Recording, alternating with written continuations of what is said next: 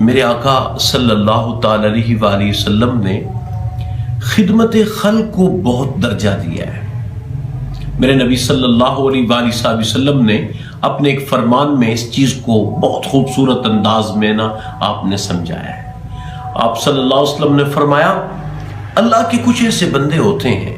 کہ جن کو اللہ تعالیٰ کچھ ایکسٹرا چیزیں عطا فرماتا ہے، اختصہم بالنعم، کچھ نعمتیں اختصاص کے ساتھ، خصوصیت کے ساتھ ان کو اللہ پاک عطا فرماتا ہے۔ ان کو رب کائنات جل جلالہ ایسا ٹیلنٹ دیتا ہے کہ جو اضافی ہوتی ہیں چیزیں۔ بعض لوگوں کو اللہ مالی وسعت عطا فرماتا ہے، بعض لوگوں کو اللہ تعالیٰ اقتدار کی کرسی پہ بٹھاتا ہے۔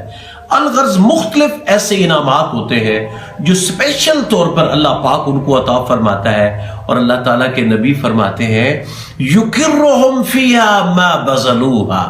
جب تک وہ اس نعمت کا خراج دیتے رہتے ہیں نا جی،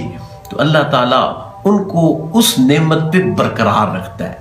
وہ صلاحیتیں ان کو ملی رہتی ہیں، وہ انعامات ان کے پاس میسر رہتے ہیں۔ جب تک وہ اپنے مسند پہ بیٹھے اپنی ان چیزوں کی زکوٰۃ دیتے رہتے ہیں نا، اللہ کی مخلوق کی خدمت کرتے رہتے ہیں، اور ان اضافی انعامات کی بنا پہ مخلوق خدا کو